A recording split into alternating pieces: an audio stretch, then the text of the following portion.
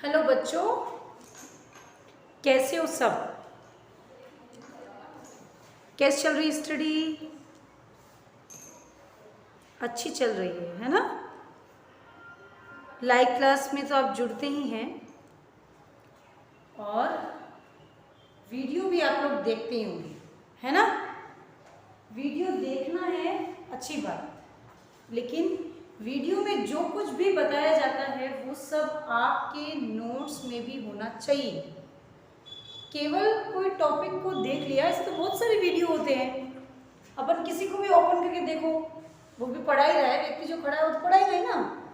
लेकिन अपन अपने स्कूल के माध्यम से जो कॉन्सेप्ट पढ़ रहे हैं उसका क्या प्रूफ है? उसका ये प्रूफ है कि हम अपनी कॉपी में उनके नोट्स बना रहे हैं और उनके डाउट्स को क्लियर कर रहे हैं। क्योंकि जनरली अपन कोई लाइव क्लास को या वीडियो को देखते हैं तो जो डाउट्स है वो डाउट्स नहीं क्लियर होते हैं, पर अपने ऐसा है कि यदि कोई डाउट होगा ना तो अपन क्या कर सकते हैं, उसको दीदी से पूछ करके क्लियर कर सकते हैं। तो ये नया अलग तरीके का मेथड हो गया ना। इससे ये बात सिद्ध हो जाती है कि क्या कि आप लोग अपने स्कूल के वीडियोस को देखते हैं, उनसे पढ़ते हैं, नोट्स बनाते हैं और डाउट्स होते हैं उनको क्लियर करते हैं। सही बात है।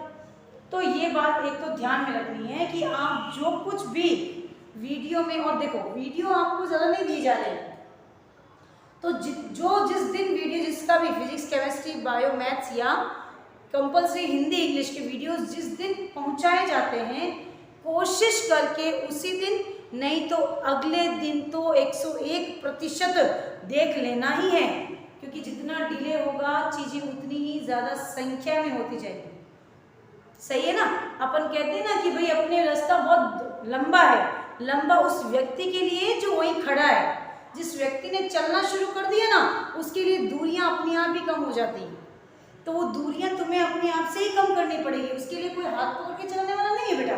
तो कोशिश करो कि जो कुछ भी आपको बताया जाता है, जो कुछ भी आपको कॉन्सेप्ट को समझाया जाता है, वो सब नोट्स में आ जाए। ठीक है, ये तो बात हो गई स्टडी की। अब अपन चलते हैं अपने टॉपिक पर। अपन लोग कहाँ थे? पीछे अपन ने बहुत सारे इफेक्ट्स को देखे, जैसे इंडक्टिव इफेक्ट है, इलेक्ट्रोमैग्नेटिक इफेक्ट है, रेजोनेंस इफेक्ट है ना? इन सबको अपन ने पढ़ लिया। और एक हाइपरकंजुगेशन, अति संयुग्मन, वो भी अपन ने पढ़ लिया था। उसके बाद अपन ने पढ़ा क्या कि अपन जब सहसंयोजक बंध की बात करते हैं तो वो सहसंयोजक बंध जो है वो किस तरह से जुड़ता है। जैसे जुड़ेगा वैसे ही टूटेगा भी।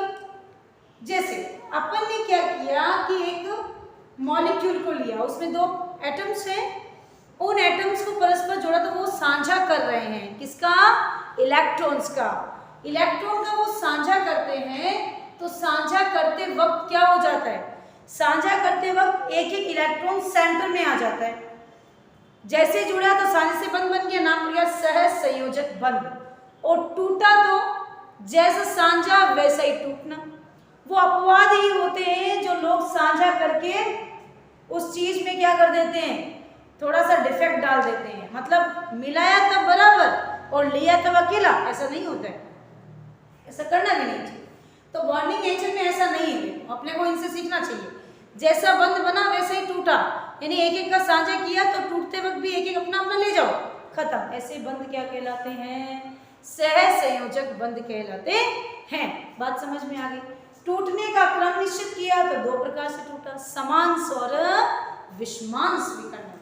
समांश और विषमांश विकर्णन में समांश का मतलब होता है बराबर और विषमांश का मतलब होता है कोई दूसरा उसके ऊपर रिएक्शन करवा रहा है तो उसकी उपस्थिति में वो क्या कर देता है? विषमांश विकर्णन कर देता है। जैसे FeCl3 यदि किसी रिएक्शन के मध्य उपस्थित है तो विषमांश विखंडन के लिए रिस्पॉन्सिबल होती है। अर्थात कोई भी अभिक्रिया में यदि लुईस अम्ल आपने रख दिया तो वो सदैव अभिक्रिया किस तरह टूटेगी? विषमांश विखंडन के माध्यम से संपन्न होती। ये सब बातें जो है ना कि किताबों में नहीं लिखी होती है।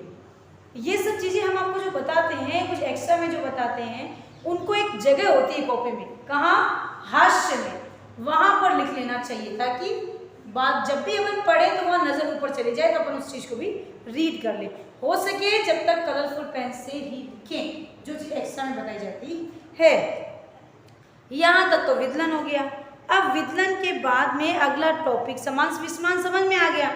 अब आता है अगला टॉपिक क्या, मुक्त मूलक। क्या आता है, मुक्त मूलक, जिसको अपन आज डिस्कस करेंगे। मुक्त मूलक ये क्या होते हैं, इन्हें किस तरह से रीड किया जाता है। तो चलिए आज अपन कक्षा 11 के रसायन विज्ञान का जो चैप्टर नंबर 12 है उसका टॉपिक पढ़ेंगे क्या, मुक्त मूलक, free radicals. Clear, free radical क्या होते हैं बच्चों, अपन 9th क्लास से पढ़ के आते हैं मूलक शब्द। मूलक शब्द क्या होता है, मूलक शब्द का मतलब होता है किसी भी परमाणु में उपस्थित इलेक्ट्रॉन जो है उनको हमेशा एक बिंदु के रूप में प्रदर्शित किया जाता है। अर्थात मुक्त मूलक सदैव समांश विखंडन को प्रदर्शित करते हैं। इसको प्रदर्शित करते हैं, समांश विखंडन को प्रदर्शित करते हैं। मेरी बात समझ में आ गई, समांश विखंडन को रिप्रेजेंट करेंगे कौन, मुक्त मूलक। मुक्त मूलक किसी भी परमाणु में उपस्थित इलेक्ट्रॉनों का समांश विखंडन होता है। समांश विखंडन के दौरान हमें 2 फ्री रेडिकल प्राप्त होते हैं, जिन पर दोनों पर क्या होते हैं, डॉट जैसी संरचना बनी हुई दिखाई देती है, जिसे हम मुक्त मूलक कहते हैं। बात समझ में आ गई होगी। अब मुक्त मूलक जो है उसकी यदि अपन बात करें तो अपने पास अपन ने देखा, जब अपन ने इंडक्टिव इफेक्ट को रीड किया तो वहां पर क्या था कि अपने पास प्लस आई इफेक्ट इसमें CH3 और ये मुक्त मूलक 3 डिग्री मुक्त मूलक, CH मुक्त मूलक 2 डिग्री मुक्त मूलक, CH2 मुक्त मूलक 1 डिग्री मुक्त मूलक। अब ध्यान करेंगे बेटा, यहाँ पर इसको अपन कई बार बच्चे पता क्या करते हैं, CH3OH और यहाँ पर CH2 लिख दिया और यहाँ लिख दिया मुक्त मूलक। ना, 1 डिग्री मुक्त मूलक का मतलब होता है कि जिस कार्बन से कोई क्रियात्मक समूह जुड़ा है वो अन्य एक से जरूर जुड़े, तभी वो कितना डिग्री होगा, 1 डिग्री। इसके अलावा यदि डायरेक्टली कोई फंक्शनल ग्रुप कार्बन से जुड़ा हुआ है तो वो क्या होता है, प्रारंभिक कार्बन होता है, ना कि 1 डिग्री। यहां से श्रृंखला प्रारंभ है, 1 डिग्री नहीं है। फंक्शनल ग्रुप से जुड़ा हुआ कार्बन अन्य एक से जुड़ा है तभी वो 1 डिग्री है। फंक्शनल ग्रुप से जुड़ा हुआ अन्य 2 से जुड़ा हुआ है तो 2 डिग्री है। फंक्शनल ग्रुप से जुड़ा हुआ 3 से जुड़ा हुआ है तभी वो क्या होता है बेटे, 3 डिग्री होता है। तो मुक्त मूलक की सीरीज समझ में आई, मुक्त मूलक का तात्पर्य समझ में आया कि ये क्या कहना चाहते हैं। अब मुक्त मूलक कितने डिग्री लिख सकते हैं आप, 1 डिग्री, 2 डिग्री, 3 डिग्री, 2 डिग्री और 1 डिग्री। ठीक है, यहाँ पर कार्बन प्राथमिक, द्वितीयक, तृतीयक और चतुर्थ ऐसा नहीं है। मैंने पहले वीडियो में बताया आपको, प्राथमिक, द्वितीयक, तृतीयक और चतुर्थ कार्बन का मतलब क्या होता है कि कार्बन की चारों संयोजकता पर कार्बन हो, ना कि क्रियात्मक समूह। जहां क्रियात्मक समूह आ गया वहां पर 4 नहीं होगा, वहां पर डिग्री 4 नहीं होगी। कितनी होगी बच्चों, 3 होगी। समझ में आ रहे हैं? मेरे बहुत ही प्यारे से बच्चे हैं जो फटाफट पढ़ते हैं, है ना। तो अच्छा है, जल्दी जल्दी पढ़ो, अच्छे से पढ़ो, ताकि क्या है कि जितने भी चीजें करवाई गई है वो बहुत ही फटाफट आपको समझ में आ जाए। क्लियर, चलें आगे, आइए आगे चलते हैं। अगला टॉपिक है बेटा कार्बोधनायन। अगला टॉपिक क्या है अपना, कार्बोधनायन। अब ये क्या होता है, देखो बच्चों, कार्बोधनायन और एक शब्द होता है कार्बोऋणायन।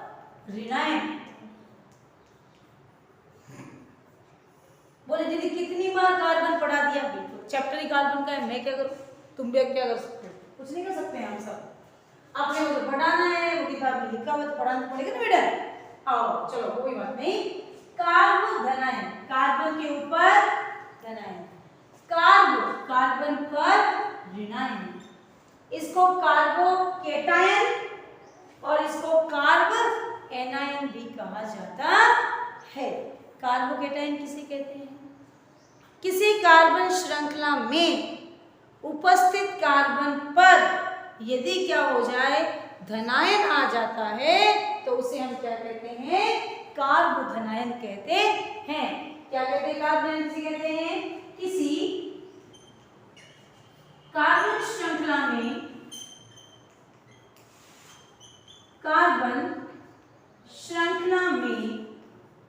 उपस्थित वह कार्बन जिसकी एक संयोजकता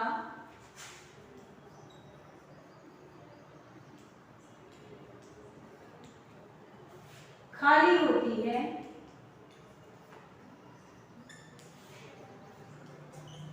तो उस कार्बन पर धनावेश आ जाता है।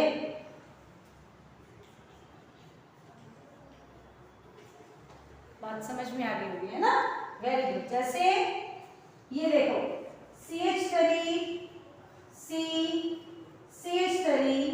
CH3 plus CH3 CH3 plus CH3 CH2 plus. बात समझ में आई? देखो बेटा, प्लस चार्ज का मतलब क्या होता है? प्लस चार्ज का मतलब होता है इलेक्ट्रॉन की कमी, अर्थात यहाँ पर कार्बन पर प्लस है तो ये स्टेबल तब होगा जब इस कार्बन से ऐसे समूह जोड़ दिए जाएं जो इलेक्ट्रॉन का दान करते हों। और हम पीछे इंडक्टिव इफेक्ट पढ़ के आए हैं, प्लस आई इफेक्ट पढ़ के आए हैं, और उसमें बताया हमने कि किसी भी कार्बन से जितने CH3 जुड़े हुए होते हैं तो उतना ही अधिक क्या होता है, उतना ही अधिक इलेक्ट्रॉन धनी होता है। अर्थात ये भी इसको इलेक्ट्रॉन देगा, ये भी देगा, ये भी देगा। तो बताओ प्लस चार्ज स्टेबल हुआ कि नहीं? एग्जांपल देखते हैं, सुनिए सब। मैंने एक घर में 4 भाई हैं। कितने भाई? 4 भाइयों में से एक थोड़ा सा वीक है और 3 बहुत ही स्ट्रांग है। तो बताओ वो कभी अपने चौथे भाई को ऐसा फील होने देंगे कि तू वीक है? कभी भी नहीं। अपवाद की बात नहीं कर रही हूँ, नेचुरली बता रही हूँ। वो कभी भी फील ही नहीं होने देंगे कि हमारे एक भाई थोड़ा फाइनेंशियली वीक है। वही 2 भाई हो और दोनों में से एक थोड़ा ठीक और दूसरा थोड़ा सा फाइनेंशियली वीक हो, तो क्या होगा? वो अपना घर चला तो रहा है पर दूसरे वाला बेचारा कितनी हेल्प करेगा? एक ही तो है। वही 3 हो गई, कभी कोई दे कभी कोई दे तो पता ही नहीं चलेगा, पर एक हो तो वहां तो पता चलेगा ना।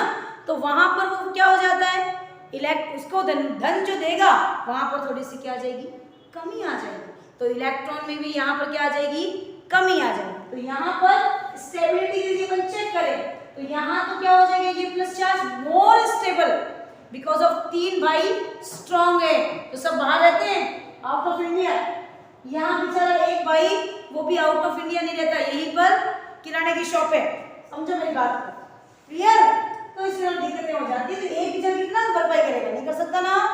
इसलिए कहा गया कि 1 degree less stable, 3 degree more stable. अब किस वजह से होता है? क्योंकि यहाँ पर क्या है, 3 इलेक्ट्रॉन देने वाले समूह उपस्थित हैं।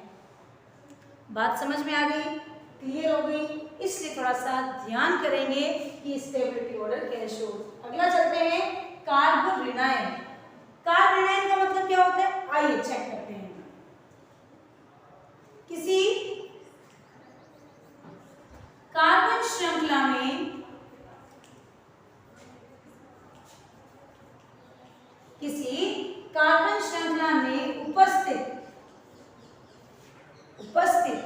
क्या कार्बन के ऊपर जब ऋणावेश आ जाता है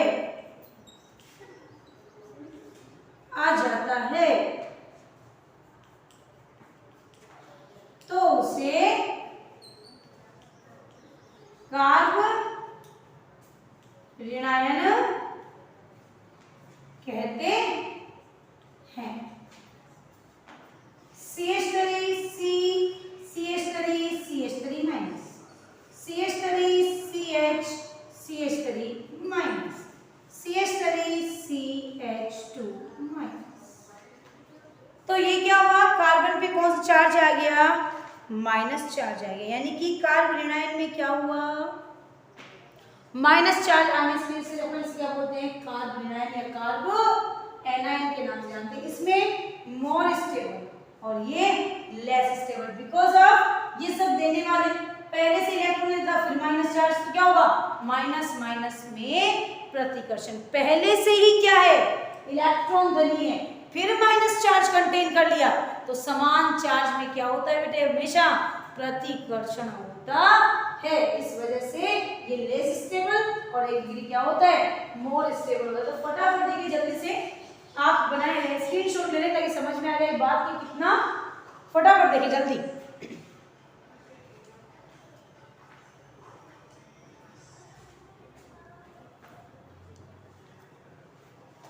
जल्दी ले लिया, चलते हैं, आओ बेटे। प्राथमिक द्वितीयक और तृतीयक समझ में आया हुआ है, मैंने बता दिया।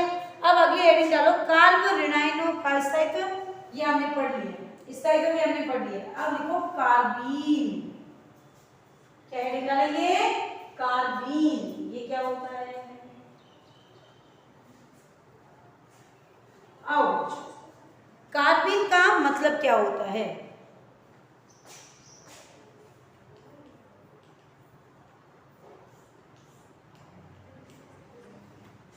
कार्बीन का मतलब होता है एक कार्बन जिसकी दो संयोजकताओं पर तो हाइड्रोजन है, लेकिन दो संयोजकताएं फ्री है। जैसे ये कार्बन, यहाँ H, यहाँ H, पर यहाँ पर O। अब एक कार्बन के दो इलेक्ट्रॉन जिनका चक्रण सदैव क्या होता है, समान चक्रण है। अब ये अपने ही कार्बन, अपने ही परमाणु, अपने ही तत्व के इलेक्ट्रॉन है, तो इनमें चक्रण सदैव क्या पाया जाता है, समान चक्रण पाया जाता है। समान चक्रण होने के कारण इनको क्या नाम नहीं दे सकते हम लोग, इनको अपन लॉन पेयर नहीं कह सकते बच्चों। लॉन पेयर का मतलब पता है क्या होते हैं, दो विपरीत चक्रण वाले जब इलेक्ट्रॉन परस्पर जुड़ते हैं और वह किसी अन्य के साथ बंध बनाते हैं, तो ऐसे दो इलेक्ट्रॉनों के समूह को हम लोन पेयर कहते हैं। जबकि कार्बीन में जो है वो उन्हें क्या बोलते हैं, दो अयुग्मित इलेक्ट्रॉन, इन्हें क्या कहा जाता है, दो अयुग्मित इलेक्ट्रॉन। बात समझ में आ गई, हाँ कि ना, हाँ। तो चलो भाई परिभाषा लिख लें, यदि किसी अभिक्रिया में कार्बन परमाणु में समान विकर्ण द्वारा समूह बनते हैं तो एक विशेष प्रकार का मध्यवर्ती बनता है जिसे हम क्या कहते हैं, कार्बीन हैं। लिखो, किसी रासायनिक अभिक्रिया में, किसी रासायनिक अभिक्रिया में, रासायनिक अभिक्रिया में 1 डिग्री कार्बन परमाणु के इलेक्ट्रॉनों के मध्य, यूं लिख दे, परमाणुओं के मध्य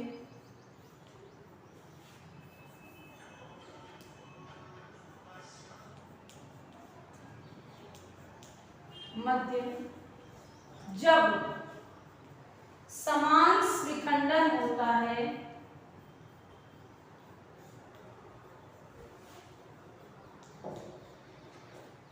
विखंडन होता है तो क्या होता है, जैसे ही समान विखंडन होता है तो उससे एक अस्थायी मध्यवर्ती का निर्माण होता है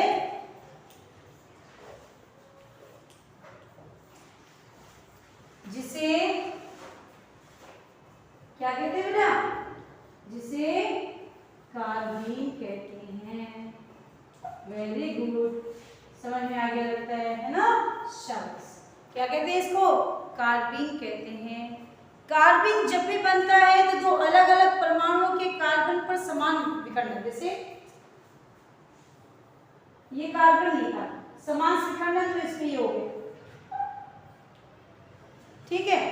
अब इसके अंदर जो इलेक्ट्रॉन, यहां पर भी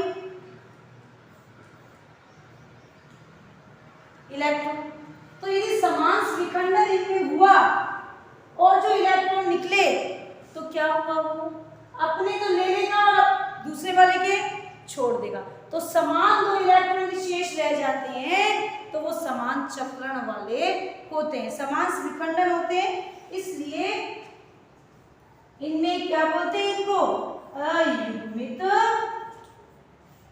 इलेक्ट्रॉन। क्या बोलते हैं बेटा? दो अयुग्मित इलेक्ट्रॉन। क्यों बोलते हैं? क्योंकि एक ही परमाणु के दो इलेक्ट्रॉन का चक्रण सदैव क्या होता है बेटा? समान होता है।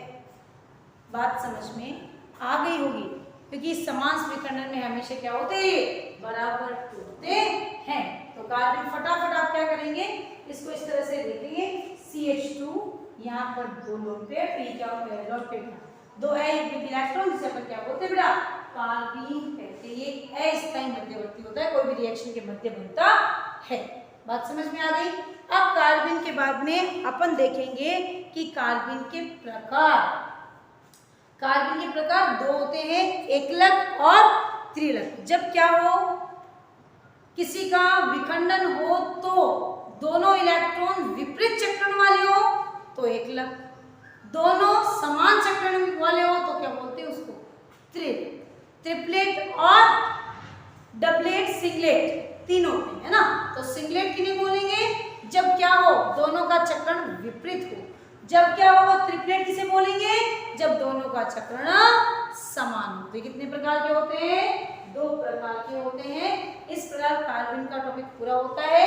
नेक्स्ट क्लास में अपन इलेक्ट्रॉन स्नेही प्रतिस्थापन अभिक्रिया, नाभिक स्नेही प्रतिस्थापन अभिक्रिया, जो 12वीं में डिटेल में आती, पर इसी साल भी थोड़ा डिटेल में पढ़ेंगे ताकि आप सब इन चीजों को समझ सके, 12वीं में ज्यादा संघर्ष ना करना पड़े। तब तक जब तक ये है आप अच्छे से इनको लिखेंगे, नोट्स बनाएंगे। मैं बार बार कह रही हूँ, फिर मुझे नहीं कहना दीदी हमें पता नहीं था, इसलिए आप बराबर नोट्स बनाइए, अच्छे से इनको लिखिए। समझ में नहीं आया तो कभी भी पूछिए, लाइव क्लास में पूछ सकते हैं। Thank you.